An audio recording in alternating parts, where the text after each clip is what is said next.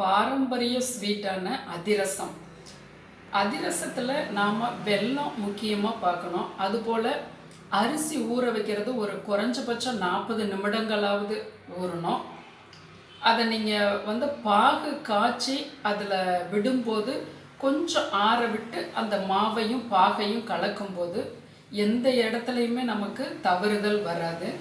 ரொம்ப சிம்பிளாக ஆனால் டேஸ்ட்டாக நம்மளோட அந்த பாரம்பரிய அதிரசம். இப்போ நீங்கள் கடையிலெல்லாம் வாங்கினீங்கன்னா அதிலெல்லாம் கார்ன்ஃப்ளவர் மாவு போட்டு அது உங்களுக்கு நல்ல ஒரு சைஸ் நல்லா வர்றது போல் அப்படி ஒரு சில இது கொடுக்குறாங்க. கண்டிப்பாக நம்ம வீட்டில் செய்யும் பொழுது கொஞ்சம் கோணல் மாணலாக இருந்தாலும் கூட அந்த ஒரிஜினல் டேஸ்ட்டு நம்ம வீட்டில் செய்யும்போது அதிரசம் கிடைக்கும். இன்றைக்கி வரையிலுமே அதிரசம் நம்மளோட பழைய ஸ்வீட்டாக இருந்தாலும் இன்றைக்கும் குடும்பங்களில் ஒருவர் 2 பேருக்காவது இந்த அதிரசம் பிடிக்குது. இந்த முறையில் நீங்கள் நல்ல நாள் பெரிய நாளில் செய்து சாப்பிடலாம். என்னோட அருணா சமையலறை சேனலை நீங்கள் சப்ஸ்கிரைப் பண்ணிக்கிங்க, ஷேர் பண்ணுங்கள். பச்சரிசி 5020 அரிசி நல்லா குண்டு குண்டாக இருக்கும்.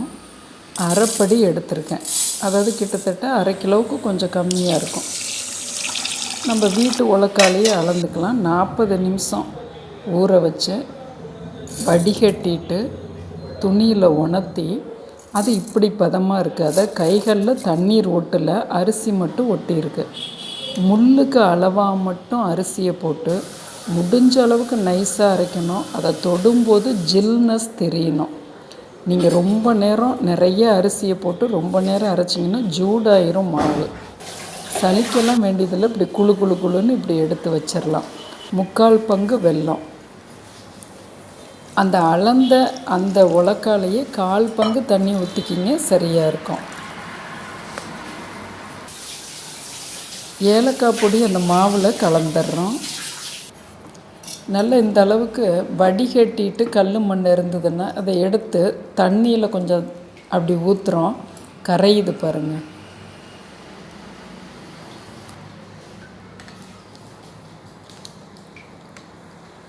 நல்லா 20% அனல்லையே நல்லா வத்த காய்ச்சணும். அது ஒரு ருசியை கொடுக்கும்.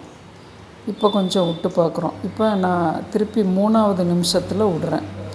இதை தக்காளி பதம், சளிஞ்ச பதம் அப்படின்னு சொல்கிறது. அதிரசத்துக்கு எடுக்கிற பாகு பதம். அதாவது எடுத்தோன்னே கண்ணாடி போல் இருக்கணும், தளதளன்னு இருக்கணும். அதனால் அது தக்காளி பதம். டங்கு பதத்துக்கு போயிடக்கூடாது. அது மாதிரி போகும்போது அது உருண்டைகளுக்கு நிலக்கடலை உருண்டை, பொட்டுக்கடலை உருண்டை அது போல் இருக்கிறதுக்கு. இப்போ நீங்கள் பார்த்தது தான் பதம். சுவிட்ச் ஆஃப் பண்ணிட்டோம். இதை கொஞ்சம் பொறுத்து அந்த மாவில் அப்படி லைட்டாக விடுறோம். கொடன்னு ஊற்றாமல்.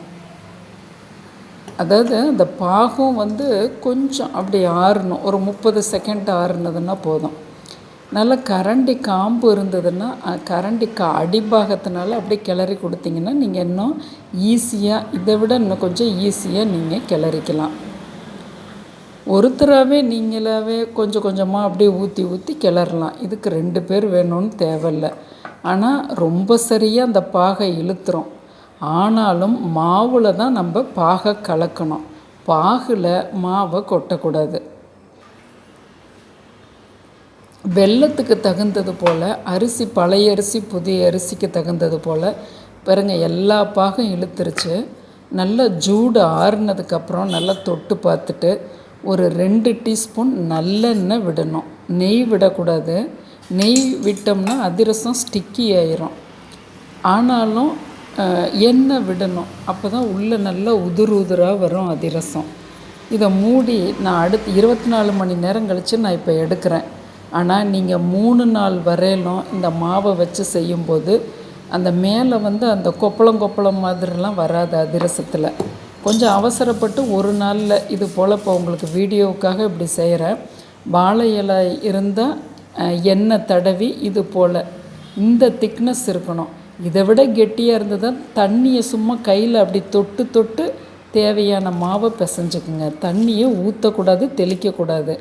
கையில் தொட்டு பிசைஞ்சிக்கும் போது உங்களுக்கு சரியான பதம் வந்துடும். எண்ணெய் நல்லா காயணும். காஞ்சு போட போகும்போது 10% ஃப்ளேம் இருக்கணும். ஒரு அதிரசத்துக்கு இது சரியான சூடு இருக்கும். அடுத்தடுத்து போடும்போது கொஞ்சம் எண்ணெய் ரொம்ப காஞ்சிருச்சுன்னா நீங்கள் 2 போடும்போது அது வெப்பத்தை இழுத்துக்கும் போது நல்லா உள்ளார வெந்து வரும். ஒன்று ஒன்றா தான் போட்டு எடுக்கணும் அப்படிங்கிற ரூல்ஸ் கிடையாது. கொஞ்சம் பொறுமையாக இது போல் இப்படி எடுத்துருங்க. இது 2 நாள் கழித்து எடுத்திங்கன்னா இது போல் புள்ளியெல்லாம் வராது. புளிக்க விடணும் மாவை. அதுதான் ருசியும் கொடுக்கும், உதிர்த்தன்மையும் கொடுக்கும். இதை அப்படியே நீங்கள் சாப்பிட்லாம். ஒரு சிலர் அதை இது போல் அமுத்தி சாப்பிட விரும்புவீங்க. அதனால் நீங்கள் இது இப்படி இந்த மாதிரி மெத்தடிலையும் செய்துக்கலாம். கொஞ்சம் 1-2 ட்ராப் எண்ணெய் இருந்தாலும் வந்துடும். எண்ணெய்லாம் குடிக்கவே குடிக்காது இந்த மெத்தடில் செஞ்சிங்கன்னா. பாருங்கள், நல்ல உதிராக அருமையாக இருக்கும். நம்ம பாரம்பரிய அதிரசம் மெத்தடு இது தான். உங்கள் உற்றவங்களுக்கும் ஷேர் பண்ணுங்கள். நம்ம சேனலை சப்ஸ்கிரைப் பண்ணுங்கள்.